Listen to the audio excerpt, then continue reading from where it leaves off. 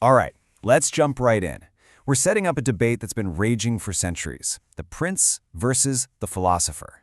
This is a huge clash of ideas about power, about ethics, and really about how to live a good life when you know the world doesn't always play fair. So, it all boils down to this one massive question. How are you supposed to live your life when you know, for a fact, that not everyone out there shares your values? Do you adapt, get your hands dirty to survive, and maybe even win? Or do you stick to your guns, hold on to your principles, no matter what it costs you? And here are our two champions. In this corner, we've got Niccolò Machiavelli, the ultimate political pragmatist. He's the guy who said you have to deal with the world as it is, not as you wish it were. And in the other corner, the Roman emperor himself, Marcus Aurelius, a Stoic philosopher who believed the only thing you ever really control is your own character. Okay, so here's how we're going to break this down. First, we'll dive into the high-stakes world of power. Then, we'll bring it home to the personal realm of people and relationships. After that, we'll look at the inner battle, what it actually takes to live this stuff. And we'll end with a pretty surprising confession from both of them. So round one, the realm of power. This is where things get really tough. If you're a leader, what's better? To be morally pure but maybe totally ineffective, or to be ethically flexible and actually get things done? Machiavelli throws the first punch, and it is a heavy one. His point is brutally simple. The world is always changing. Sticking to one rigid moral code is, in his view, just a recipe for disaster. A good leader has to be able to adapt, to be a lion one day and a fox the next. If you can't, you're going to lose to someone who can. But Aurelius comes back with this absolute haymaker. For him, there's just no middle ground. A principle isn't some tool you pull out when it's convenient, it's who you are. The second you decide to set it aside for a better result, it stops being a principle. It's just a preference. And this is the kind of impossible choice they're talking about. Machiavelli would say, look, it's tragic, but your duty is to the thousands. Betraying one person is a necessary evil. But Aurelius, he would argue that committing an injustice, any injustice, corrupts your soul and the state itself.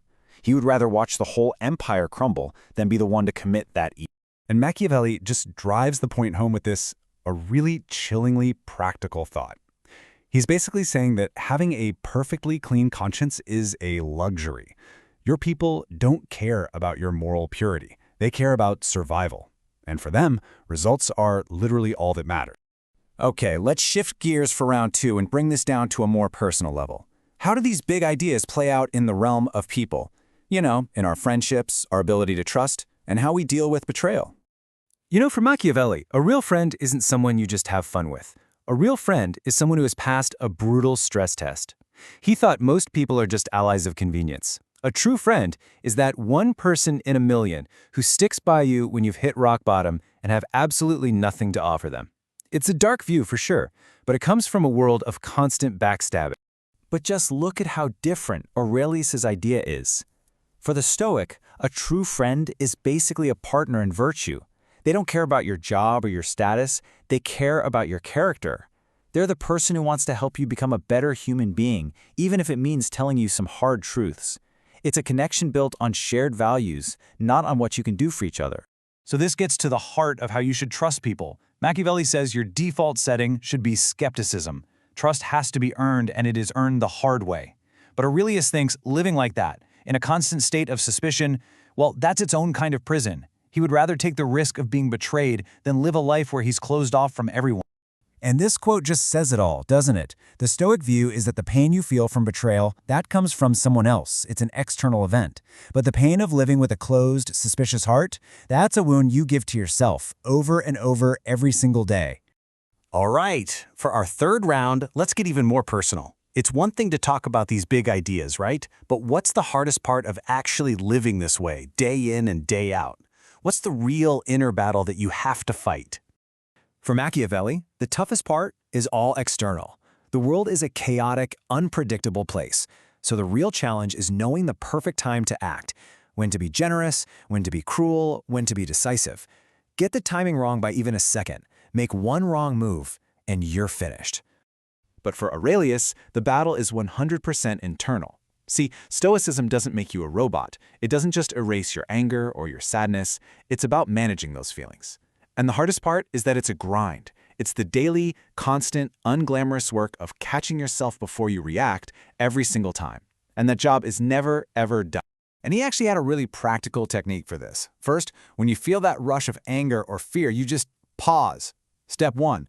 Step 2, you remember what you actually have control over, which is never the situation, only your response to it.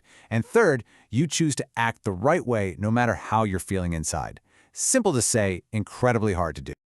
And now, for our final round. This is where it all comes crashing down to earth, because for all their brilliant ideas, neither of these men was perfect. This is the moment when their grand theories collided with their own, very human failures. Here's Machiavelli, the absolute master of political strategy, admitting his biggest failure. He wrote the book on adapting to changing fortunes, but when power shifted in his own city, he completely misread the room. He thought his talent would save him, but he failed to see that to the new rulers, he was simply an enemy. And the price he paid for that one massive blind spot? Exile. He was arrested, tortured, and thrown out of public life forever. The ultimate political player was taken off the board for good. And then we have Marcus Aurelius. And his confession, it's honestly even more tragic. For decades, Rome had chosen its emperors based on merit. But Marcus broke with that tradition. He named his own son as his successor, believing, or maybe just hoping, he was worthy. Here, he admits it was a catastrophic error in judgment. And the consequence of that one deeply personal decision? His son, Commodus.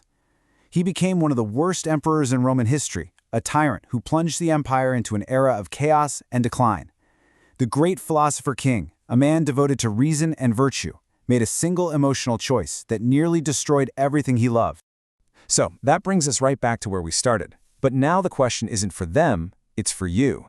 In your own life, in the choices you have to make, who do you listen to? Is it the prince in your head, the pragmatist telling you to adapt and do what it takes to win? Or is it the philosopher, the idealist telling you to hold the line and be good no matter the cost? There's rarely an easy answer.